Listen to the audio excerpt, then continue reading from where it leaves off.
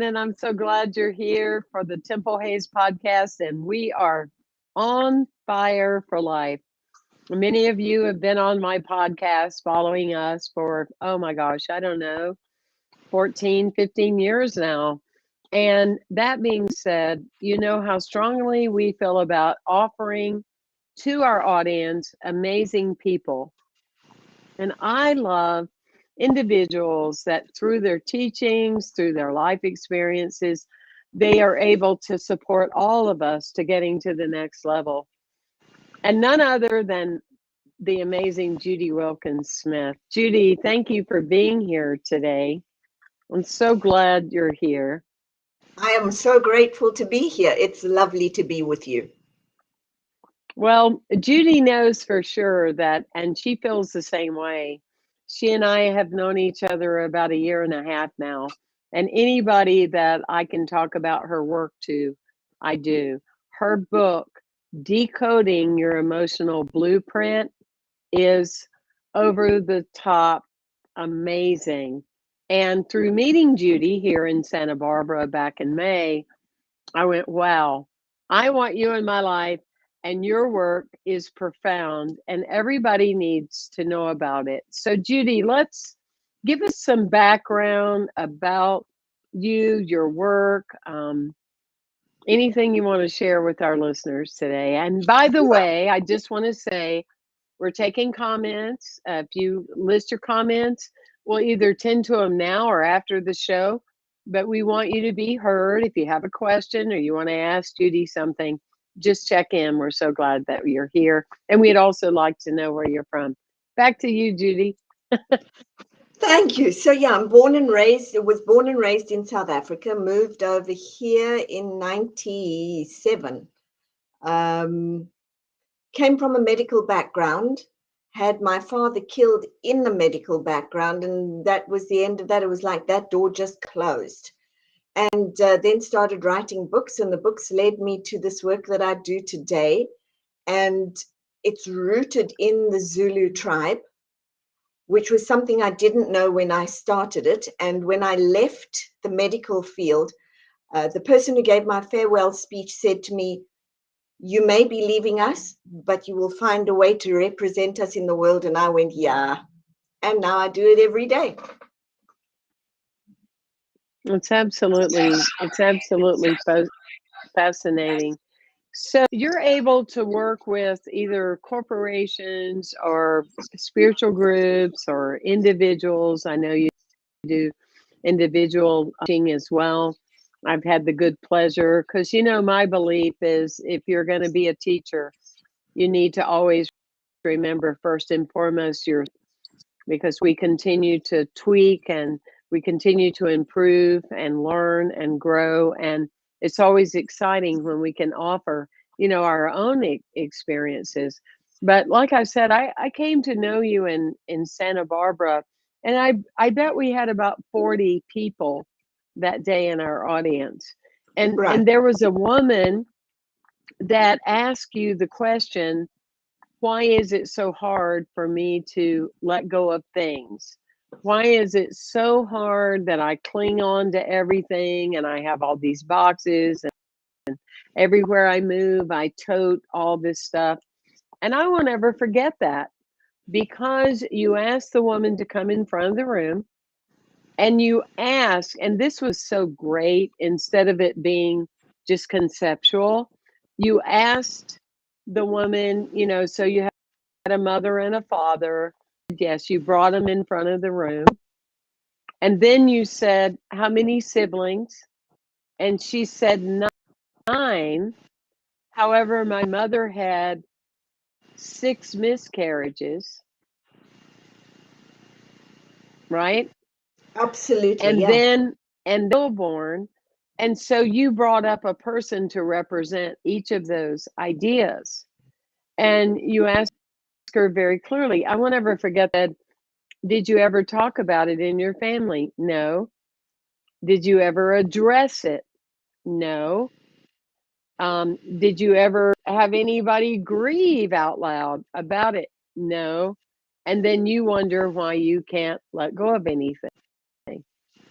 So elaborate on that as to the story of that, and then how the DNA will continue to patterns over and over. Sure. So what was happening for her was she was carrying the grief, she was carrying the siblings who hadn't been acknowledged, and she was toting those with her wherever she went. She couldn't put them down. And systems are very clear. Family systems, organizational systems, they don't like exclusions. Systems don't tolerate exclusions. Anytime you create an exclusion, that creates a pattern that expands and repeats until you look at it and you give what is missing its place.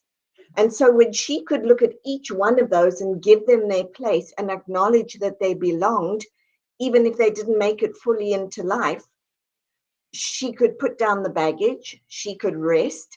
She didn't need to keep carrying that with her as a reminder of all the ones who weren't there. And we do this, we're very literal creatures, even though we're not. So we're a good combination. The system knows and we know that something is missing. So we need to find the something that's missing, and we become the person who finds things or holds on to them. Because the system is trying to speak to you. It's telling you, hey, something's missing, and you don't pay attention. And it keeps getting bigger and bigger with each generation until someone like this person comes along and says, I'm stuck. What they're actually saying is, I'm looking. And when somebody is willing to look, it means we can finally shine a light on what's been excluded, give it its place, and the whole system relaxes. Then that person no longer needs to do that. In fact, what you will often see is that they say, I can let you go one at a time, maybe, or a few here and there. I can give you a place in my heart. You don't need to have a place in all of those boxes that keep coming with me. And so it rests, and the person then changes. The emotional DNA of exclusion and secrets then becomes the emotional DNA of we speak about things. We give them their place. I am an inclusionist, and that's what she would become. And I think it's been life altering, having checked back in on more than one occasion with that person to discover that now these events in life, they have a name. Right. So she's not one of 9. She's one of 17. That's a you huge know, piece. right? That's a huge piece. And I remember you're saying that her mother was a mom to all those ages, though they might have been, she carried that soul for 6 weeks, or she carried Absolutely. that soul for, 50 days, but she was a mother for that moment, with that soul. And that was just so profound, for me, think of it that way, and to look at the difference that it makes in the whole family system. And I happen to know that members of that family, other siblings of that family of hers that are living, they had issues with miscarriages, Of course. getting children. Their child has problems with miscarriages. And so is it that does it just continue to carry on? We It rectify it? continues, yes, it continues to amplify until somebody says, oh my goodness, for goodness sake, we have to look. The other piece that's Yeah. important, though, is when you don't know that there are missing ones, or we don't talk about the missing ones, it also throws you out of order. There is a particular order in which life, love, success flows to you and through you. And if you haven't given the others their space, you're out of place, and you don't always feel like you have a place called home. You may not feel like you belong. You don't know how to belong. You don't know where to belong because nobody has given you your place.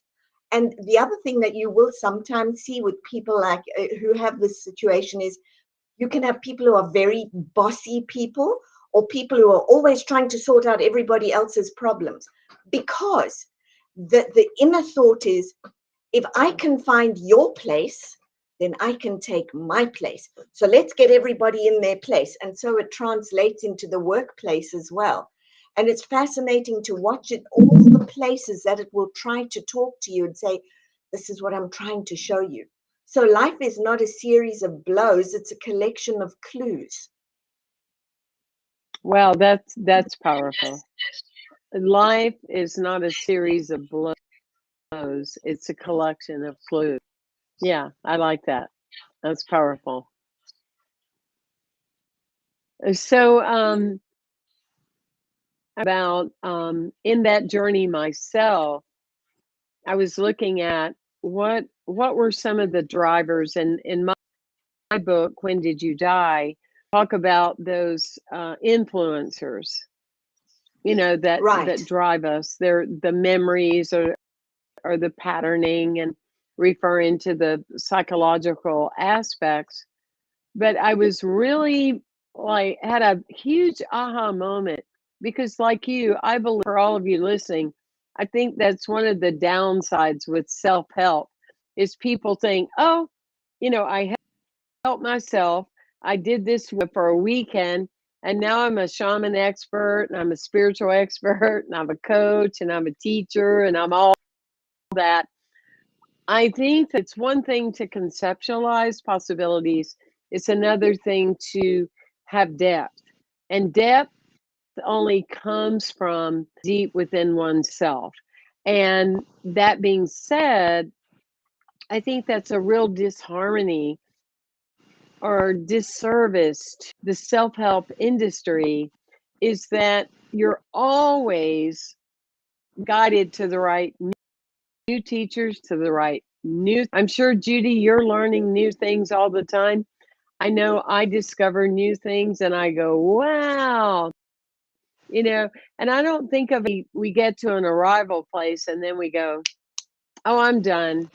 Oh, no, that And would be boring. you can tell when certain teachers or leaders or certain speakers are done, their conversation never changes. They talk about the same thing for 15, 20 years, and not any new evolution of self. But mine was because I did one of the exercises that you gave of looking at old photos and digging deep into this mystery. And I realized that my father never felt seen. He never felt seen. And Right. his father never felt seen. And immediately my defense wanted to go, well, that's not my issue. I'm seen when I don't want to be. But when I got really at depth with it and I really looked at it and I really assessed it, I realized that I was carrying their energy in me.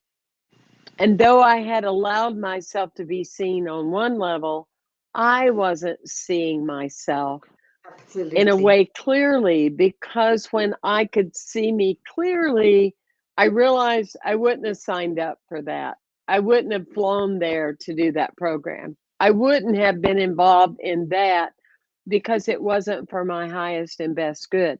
So I had this underneath driver that was just say yes, because I wasn't seeing the entirety of me, my feelings, the involvement, all that. So I could say, no, I don't think that's mine. And since I did this work with you last May, I have lived in that many times of I don't think this is a viable match. I appreciate what you're doing. Good luck with it, because before, when you're driven by those things, and I think that's a powerful conversation, you're just so unaware of it, Oh, yeah. right? Super unaware. The other thing people will often ask me is there such a thing as reincarnation? And I say to them, well, I don't know. I don't think anybody knows. We have some thoughts and clues, but I do know that patterns reincarnate. Absolutely. They go Mm. from generation to generation to generation. Can you give us, obviously without naming people, some different types of examples? I'm sure you've done money and all Oh, different kinds absolutely. through all Health, your experiences. yeah. It's in every area of your life: health, wealth, leadership, friendship, um, relationships, money, success, fear. Lots of these, I see a lot of people with a lot of fear. And when I ask them, what is the fear about? And they can't name it. And we go back a couple of generations and we go, there's the big fear. Then they go, oh, yeah, I don't think I need to hold on to that. And boom, off it goes. So we very faithfully hold on to that as a way to belong. But in the meantime, it shrinks the system instead of expanding it. And so at all times, you've always got a pattern that's trying to stop and another one that's trying to start. The one that's trying to stop is simply a solution that's outlived its usefulness, but can now become a source of wisdom. And the pattern trying to chapter that only you can write if you choose. Wow. You've got to choose it. This is what happens for most of us. The patterns are sitting front and center, and they're saying to us, here I am. Do you want to choose me? And we're going, no, I think I'll belong over there, because I understand that piece. And sometimes we've got to put down what we understand, or what I call a systemic trance, which holds us tight, and go, oh, this is uncomfortable. If I do this, my family might get annoyed. I might be kicked out. Well, the good news is you don't ever not belong in your family. So that's a moot point. But the second piece is you're not ever kicked out of a family system. You may be moving in a different direction. You may be moving forward. But what you're doing is you're expanding the system. And that can feel a little scary. And a lot of people go, well, now I've got imposter syndrome. No, you don't. You've got pioneer syndrome. You may not have the answers, but you're going in search of them. And that is really helpful, because every step that you take, and it's all about you, every step that you take is actually also all about the family. Anything that you do is going to impact the family system. So when we think it's me in a vacuum, no, it's not me in a vacuum. You are impacting others around you all the time. And the question is, how do you want to impact people? And then, and I remember when I was, somewhere between 11 and 14, in the area that I grew up in, I was bombarded with, you're going to be like so and so. After I sneezed a few times, you're going to be just like your aunt who has allergies. After I had girl stomach cramps, you're going to be just like your aunt. She had a hysterectomy. That's a big word for a, 13-year-old. You're going to be just like your aunt, and you're going to be just like your dad, and you're going to be just like, and I'm saddened to say that in 2023, the whole, let me say this in a way of great intelligence, a lot of the medical association is not only using that, they are counting on you believing that, so that you wind up just like Uncle John and Aunt Mary and Grandmother Lucy. They are counting on that, and they have programmed people to believe that just because it happened to this one, it's going to happen to that one. And we know through physics and through the work you do, we know that we can transcend our DNA. But yet we still have people buying into, well, my mother was like that. I mean, I remember a guy 25 years ago, and he was, I don't know at the time, let's say he was 45, and he was telling me, I have what my mom, I'm probably gonna, have Alzheimer's. I went, are you like your mother? Do you What? eat like your mother? Do you live like your mother? Do you have strain and problems like your mother? Are you in financial destitute like your mother? Why have you pre-decided that that's how you're going to be? You know what I mean? And it's frightening. The ideas that people buy into, I don't know how much I believe verbatim scripture, but if you are a person that does, even in that, when there was a Christ consciousness that came on the planet to be original and said, we're original, and the Father and I express originality. It says that someone walked up to him, to Jesus, and said, there's your brother and sister, right? And what did he say? What's that have to do with me?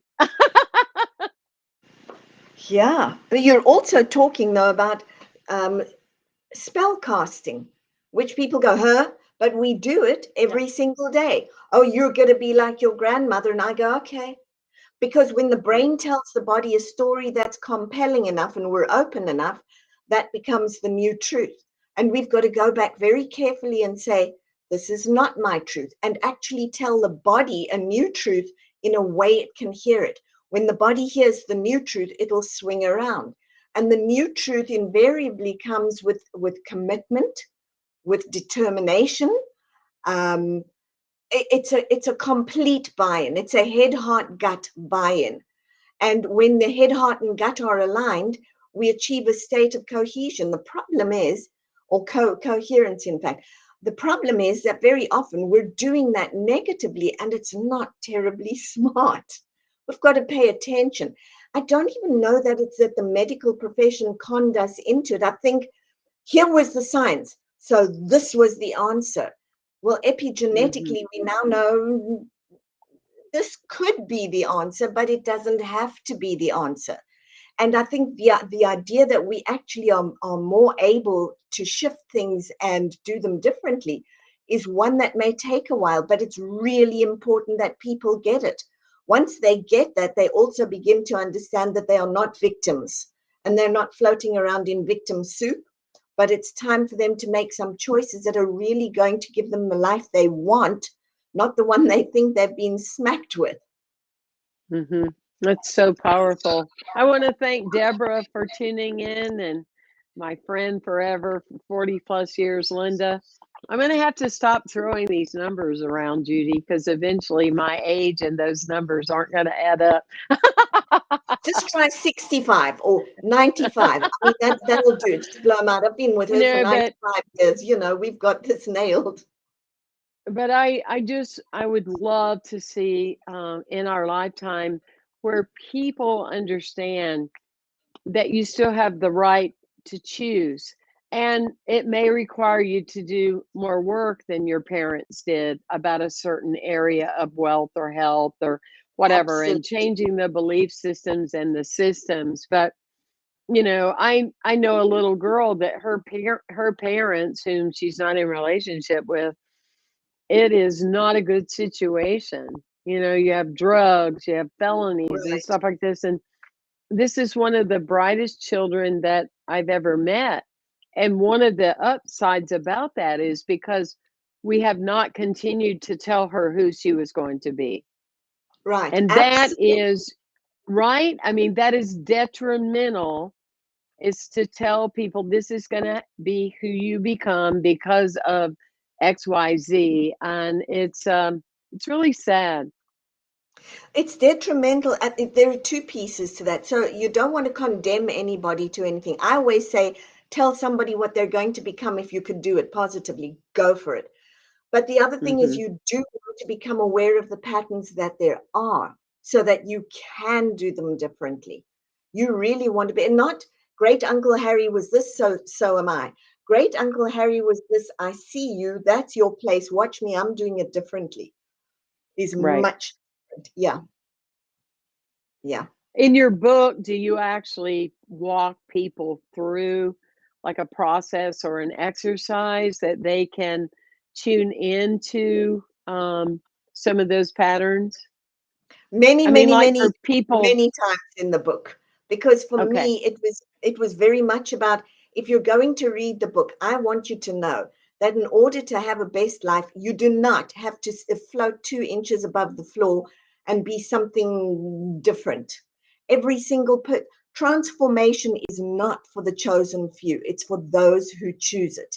So you pick up the book, Okay. you're going to find out very quickly what you can do and what you want to do to elevate your own life. It's practically oriented Okay. and with stories. We got a great question from one of our audience, and I wanted to say before we're tuning in and we're talking to Judy Wilkins Smith, who has worked with all kind of corporations and individuals, and her book is um, Decoding Your Emotional Blueprint. Decoding Your Emotional Blueprint. So the question that we have, Judy, is any suggestions on how you would suggest to a 12-year-old that just because she's told she's going to have the same anxieties as her mother, that she does not have to accept that? Very Absolutely. good question. It's a great question. And for me, she's at 12, you're impressionable. No, actually, that's Yes. not true. You're impressionable at pretty much any age. But at 12, she's starting to encounter some of those things. And for me, if I heard somebody saying that, I would say to that 12-year-old, aren't you lucky? Aren't you lucky? You have purpose. You've now Mm, seen that your mom has these anxieties, and maybe your grandmother did. Your job is to go and figure out how you're not going to. I wonder what kind of being you're going to become. I wonder how you are going to show not only the rest of your family, but the rest of the world how to not be anxious, how to love, enjoy, and celebrate life. Because that way, she gets to go in search of celebration, not anxiety. wow. Yeah, I just want her focused on what she can do to change that, not even change that. That was theirs. She gets to make a very different choice. She gets to be, you may actually find that someone like this becomes a meditation expert, a very calm person, somebody who Mm, can deal with other people's anxieties because they don't choose that. They're giving it its space, but now they've chosen to go in a different direction. And so, right there, it's a little bit for that 12-year-old, it's a little bit like watching your mother and father work 3 jobs and going, I am not going to be like that. I'm going to get an education. I'm doing it differently. When that 12-year-old starts to tell herself a different story and she goes, they're anxious, I'm not. I'm going to be the calmest person here. She starts to completely change the emotional DNA. Now she's rewiring her own neural pathways. And as we know, the minute you do that, it's going to affect your hormones. So instead of her living by the biology of stress, she lives the biology of success. Much different. that is very powerful. I love that. It's just a redirect, really, That's it. with celebration, with possibility, with life purpose. And the good news is this doesn't have to be true for you, and here's your focus there.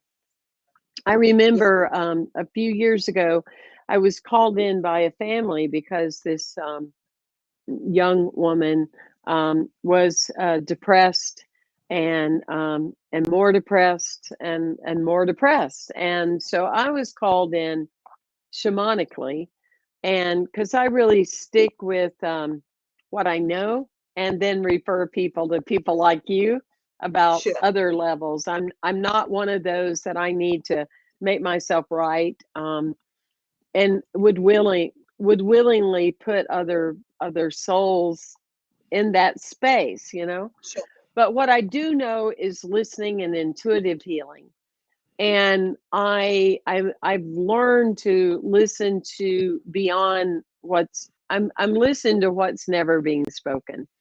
And so Right. she's telling me about she just can't seem to get past it, and she reads the books and she does that and she does that.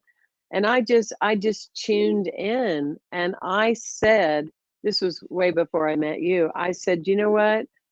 Um, I don't get any of this depression is yours.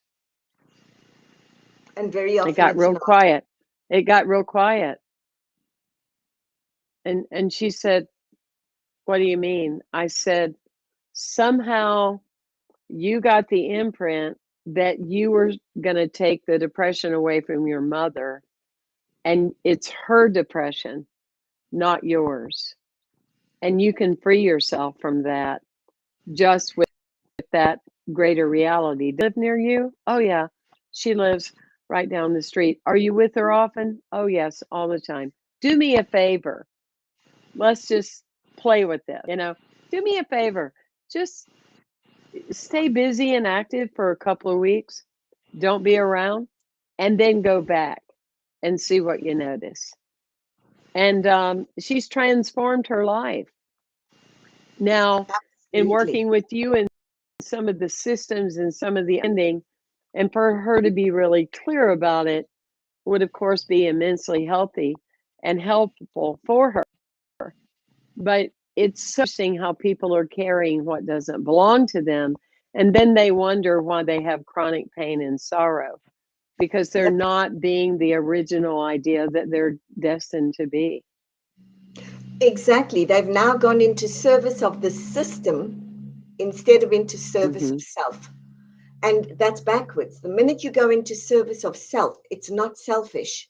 It is centered Yeah. in self. And the minute that the self is full, it wants to share. And so it will be in service of the system. We get it very backwards when we think we've got to suffer for the system. Not our best. You're just you're just full of quotes all day long. Andrea has been writing them down and going, wow, I mean, these are just great quotes. So you're either in the system of no, you're say it again, you're Yeah. focusing If on you're not in the self. service of self, that's not helpful. When you're in service of self, you're immediately in service of the system. We get it backwards. We think to be in service of the system, we have to give up who we are. Exactly the Yes, opposite is true. We have to embrace who we are so the system can grow. absolutely. Absolutely. Well, give us another example. I mean, I know you work with Disney. You've had all kind of experiences and ongoing clients. So, give us some other examples of experience that you go, "Wow, I'm so glad I know about this, so that I can offer this for the transcendence or the transformation of individuals." So I'm not 100% sure what you're asking me, but I will tell you I do things like teach money DNA. So with money Okay. DNA, it's really looking at that, which is what I'm teaching at Disney World, November 5 through 8. And what that does is it looks Okay. at how are you in relationship with money? Because money is not a commodity, it's a relationship. And the way that you Hmm. show up for money is the way money will show up for you. But you show up for money the way your mother did, or your grandmother did, or your great grandmother did. And so it's really looking at, is that serving you now, or do you need to change your relationship with money? Now, I always laugh because people come in and they say, I've come to learn about money and how to make more wealth. And I go, no, you've come to learn about you, because when you learn about you and money can have a relationship. By the way, that's going to equal more wealth. So let's just reorient it a little bit here. And so I have people who will come in and they tell me they're stuck and they're struggling and they don't know what to do with money, and they suddenly see where it comes from and how they keep themselves frozen, like I did, may I tell you, beautifully, and how money couldn't get to play with them if it wanted to, because they've got these boundaries. Mine was, you've got to be honorable and ethical, and it's got to come a certain way. And it was so bad that I went to a casino, hit the jackpot, and then realized to my horror I'd taken 3 coins out of the wrong jar because I was holding mine and someone else's. Now, any normal person would have said, "Oh, gosh, here's the treat." Not me. It's honor and ethics. So I go to the person and I go, I hit a jackpot, but it was with your coin. So I guess the jackpot belongs to you. And they said, "Thank you very much," and took it. Yeah. And everybody said to me, "Well, they were nasty." And I said, they didn't have a bad relationship with money. They were quite open to money coming in. I was the one with the problem, not them. That's powerful. There's a question coming in. So let's say this. So the idea is, um, My mother mismanaged money, and it caused tremendous hardship on the family. Credit card debt and all kind of things. And here I am, says all these years later, with someone married to someone that's very similar. What do I do? What you do is you don't hold up the person like you've held up your mother. You've supported your mother, you've taken care of it. There's credit card debt. What you're locked into is their adventure. What is your adventure? If your adventure is, I want to not live from paycheck to paycheck, I want to really be happy with money, I want to be good around money, that's the adventure we're looking at for you. You want to uncover that, and never mind what's going on over here. Make sure you're secure, but go on your adventure. Make sure So that that's what a person needs to do then. A person needs go to on. focus then on their own direction and not get caught You in don't want that, to get and tangled in not the give other one. that don't give it Right. any power, because it would bring the person down. Yeah, Exactly. that So makes a lot of sense. you don't want to give it power, but you do want to get invested in your own adventure. And here's what both the spouse and the mother have done for this person. They've actually got the person to where it's really uncomfortable, and that person's going, I can't do this all the time. Good. What can you do? What can you do that's different? Because they're actually, often we think that a mother like that or a spouse like that is a terrible thing. No, they're your provocateur so that you can have the adventure. You better thank them. I love that. That is wonderful. Well, people are Yep. already getting excited that are joining us today, Judy. One of my friends said, I've already gone on Amazon and bought the book. I'm already set. I'm Hey, so excited. So we're out decoding your emotional blueprint. decoding your emotional blueprint. I don't know what it is. I've only said this title, I don't know, 100 times. But today, I guess because it's getting people to pay for or something. But anyway, What you keep the trying to say is emotional DNA. And so let yes, me let me just pull that one in because it's obviously in the air.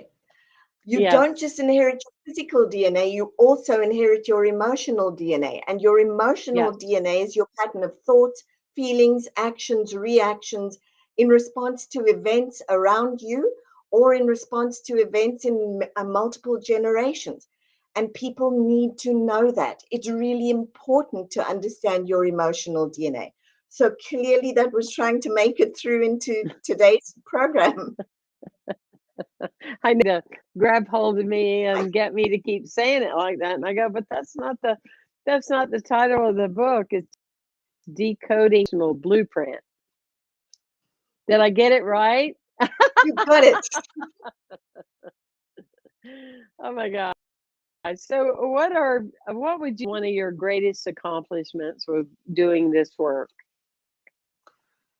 Getting to watch people actually rewire and have many, many deep aha moments in the moment, and then seeing them go on to do wonderful and incredible things. I think one of the things that I love the most is watching people come into a live event and they stand in as a representative. And I always smile because the skeptics will say to me, this is ridiculous. How can I represent so and so's mother? I don't even know so and so's mother. And I say, all I need you to do is stand in the place.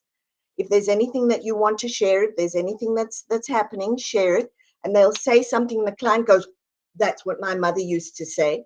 And I'll watch them go, and you could.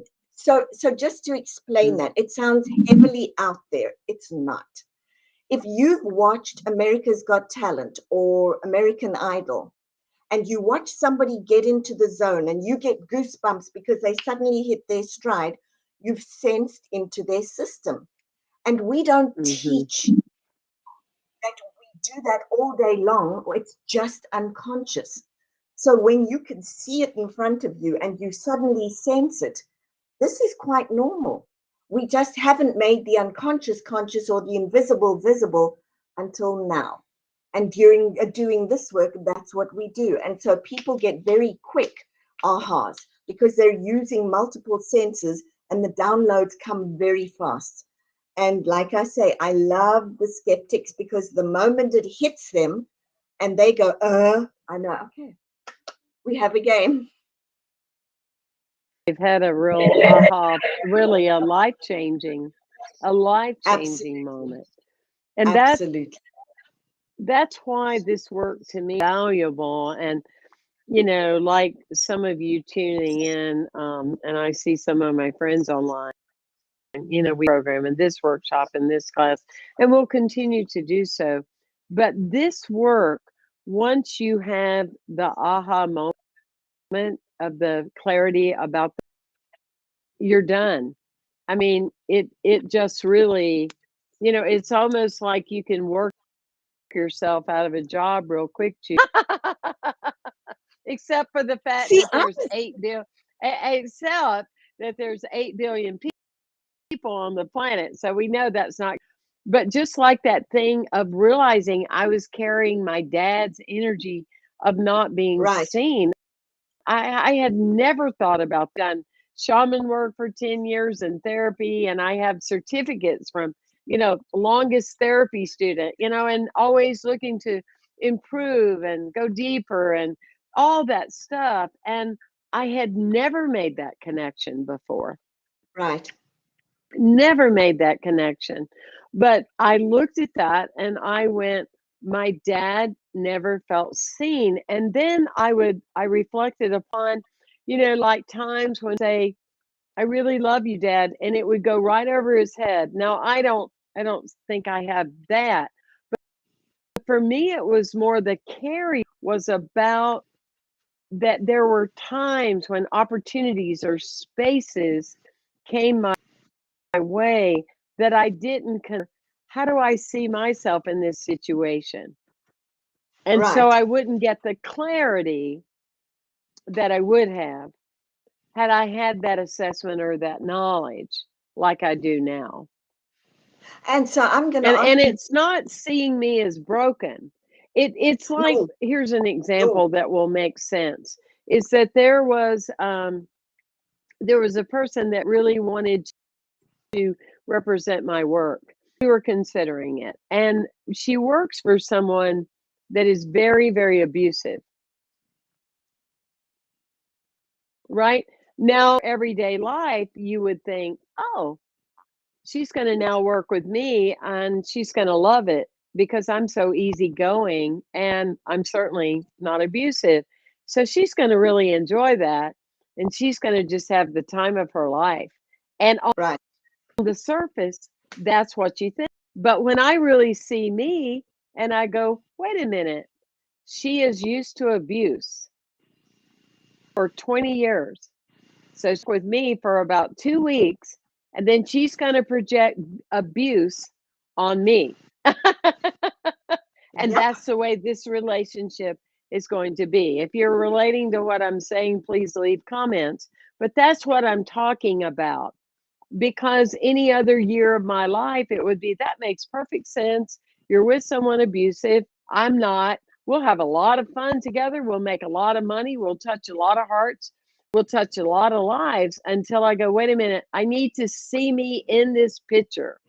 This Right. will not go well for me because it's going to be too hard for her to believe that somebody can be this nice for that long. And I mean, be a human, of course. I mean, Andrea will tell you, I have my human moments every now and then, but I own my stuff. You know what I'm saying? But that's a perfect example, right, of what we're Yeah, talking about. absolutely. You would not be playing to her pattern and she wouldn't understand it and she'd have to try and squish you into it or abandon you because it's all your fault and you abandoned her first. So you Yeah. become the next parent or the next one who hasn't treated her well until she looks at her pattern and goes, there's something about me in this piece and I need to change it. What is it? But Yeah. until she that you're toast, and anything that comes after you is toast because they're going to get Yeah. the same treatment.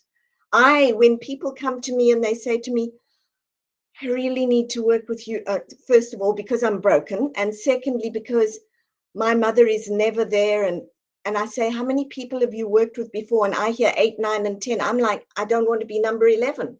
I know this pattern exactly as you said. I do not wish to Mm-hmm. be the next one with their head on a chopping block. No. Yep. Yep. And no, Because you're not when a person can justify their victimhood by hanging on to their pattern, it doesn't matter what saint, teacher, workshop leader, guru wrong. walks into their path, they are going to project that same patterning onto that person. Yep. Absolutely. I always say to people when they come into a live event, if you're sick and tired of being sick and tired, you're in the right place. If you're here to tell me a different version of the same thing, we may have a problem. I don't mind if you tell me a version, but be prepared Right. for that version to shift because it is Right. going to shift. I've Yeah, seen you do that work, and I've seen you look at somebody, and what happens is you go down like that, and you look through your that would be glasses, it. I just do to and this. you go, "We're gonna have a problem. Yeah, We actually, are yes, gonna have a problem." I will either say we're going to have a problem or I'll look at them and go, you're ready for an adventure because we're about to rock and roll. Right. It's hallelujah moment. Now, one of the things I think would be kind of cool, um, in some of our last minutes together is I've actually seen this many times, and especially with sisters, that and there was a woman here in Santa Barbara that stood up and said, I've had chronic problems all my life and emotional problems because I feel like I wasn't wanted, that they always wanted my sister instead. I know you see thousands of people, but do you, I'm sure if you don't recall that story, you recall one just Oh, like it. I don't recall that story, but I will tell you, I've recently had a client who said much the same thing. And I said to them, I want you to go and check that assumption. And they went, no, I'm very clear. I said, no, no, no. I want you to go and check that assumption with your parents. Be just very gently say, this is what I've always felt. This is how it's been for me. The parents were horrified.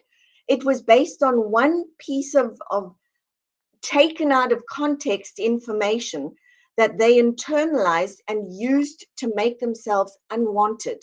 Now, there are people who also have been unwanted. But here's the deal. If you made it this far, do you want you? Because that's the most important question. Not do mom and dad and everybody else want me. Do you want you? Because if you want you, it doesn't matter. You're going to make yourself something and someone that makes a difference, that is wanted, that wants others. It's not about everybody else. You can only blame mom and dad for just so long before you get to take Hmm. the reins and be responsible for you. And if you're going to carry the same story and punish yourself with it, you might want to come see me sometime. We're going to change Yeah. it. Yeah. And and there's those layers like I'm kind of getting a download of like someone that didn't feel good enough, one of the siblings in the family not feeling good enough, and so then they might have a child that becomes an alcoholic, even though that's a whole set of things and allergy and all that, but it's still carrying that energy. I'm a letdown to you, I'm a disappointment, I'm not good enough, and that continues generation after generation. Absolutely. I It just does. find this stuff so fascinating and so just over the top. I'm just so glad that you and I are alive at the same time, you know. Me too. Yeah, I had one girl that I think still tops the whole lot. And if she's listening, she'll know exactly who she is. But we worked, she had 17 degrees, I kid you not, and still didn't feel good enough. 17 degrees? 17 17? degrees and Oh did my not feel good gosh. enough. At what point do you say, I'm good enough? I'm on planet Earth. I'm here for a reason. Let me see what I can do. 17 degrees. I don't know where you find the Oh time to my get word. 17 degrees, but she did. Oh my gosh, that is wild. That is wild. Everyone, you've been listening today to the incredible Judy Wilkins Smith. She is a force. She is absolutely amazing. And I'm just so grateful that I encountered her. And I thank Steve Allen Media for introducing us. And I've seen so many people that she has helped. And we're getting some feedback, that people have gotten their wow moment and decoding your emotional blueprint. Yep, and she's saying that book is already in my Amazon cart.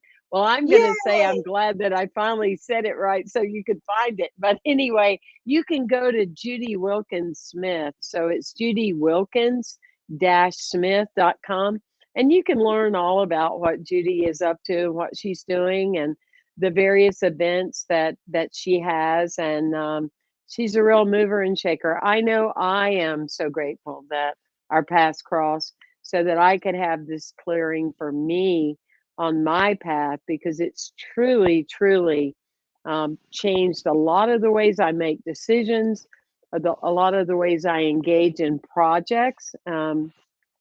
Andrea, the executive producer, she'll tell you, she's like, wow, you're so different now. And I go, because I see me and I'm not carrying that emotional family system. So I Right. urge all of you, this is really, really cool, measurable, and defined moments in your life that you can change. So, Judy, thank you so much. It's always a pleasure. I always learn being with you. And thank you, all of you, for tuning in. As you're moved by this show, please share it with others. We really want to grow our platform here, and we want opportunities to continue to grow these ideas on the planet. When we find peace within, we feel more self esteem. When we feel self esteem, we feel more energy, we feel more inclusion, and therefore we really can talk about a world of peace. So, God bless you, everyone. Thank you for tuning in, and thank you for being on fire for life. Judy, you are a great pleasure. Is there anything else as we're closing out that you would like to add today? Well, two things. Thank you, first of all, for having me. Love you to bits, and you know that. And what you do. And the other one is, yeah, for everybody, you're not broken. You're a remarkable life if only you know how to see it. You are a remarkable life. Just learn how to see it. And so it is. Thank you, everyone. So glad you were here.